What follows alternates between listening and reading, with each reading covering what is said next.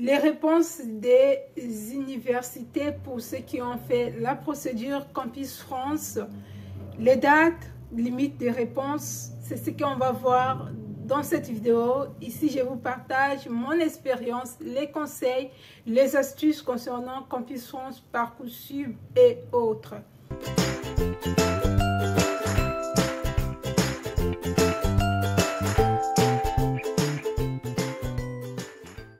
Premièrement, vous devez comprendre, vous devez se fier à votre calendrier Campus France. Parce que les universités, ils ont un délai de vous répondre, une période à laquelle ils vont vous répondre à partir de fin mars et début juin. Pendant cette période, ils vont traiter vos dossiers, ils vont vous répondre. Et les réponses vont varier par rapport à vos procédures. Pour ceux qui ont fait la procédure DAP, demande d'admission préalable, ou encore ceux qui ont fait la demande classique, licence 2, licence 3, master, doctorat, vous n'aurez pas de réponse au même moment parce que votre calendrier n'est pas pareil. Actuellement, ceux qui ont censé peut-être recevoir déjà des réponses, ce sont ceux qui ont postulé en L1, qui ont fait la demande d'admission préalable, d'accord.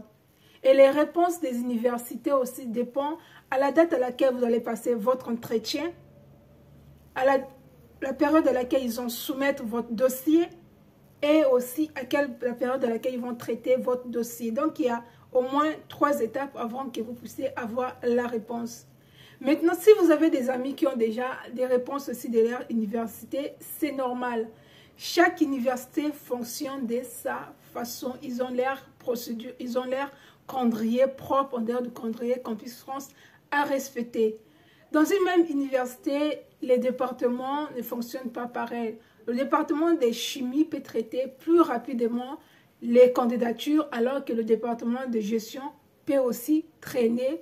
Il y a d'autres facteurs aussi qui rentrent en jeu. Quand vous postulez sur Campus France, n'oubliez pas que vous avez un quota et l'université aussi a un quota pour les étudiants qui sont sur le territoire français. Parce que c'est à partir de mars, les étudiants qui sont sur le territoire français peuvent postuler auprès des universités françaises.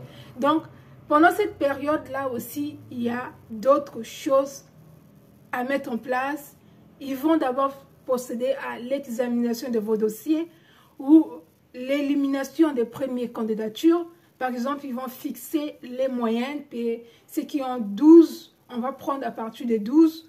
Et ceux qui n'ont pas 12 de moyenne sera rejeté automatiquement.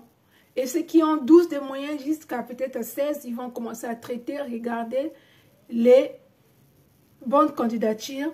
Une fois que vous êtes retenu, vous rejeté, ils vont vous envoyer les réponses via à Campus France ou pas l'adresse mail. Normalement, vous aurez toujours une notification qui vous dit que vous avez reçu la réponse via Campus France pour aller consulter.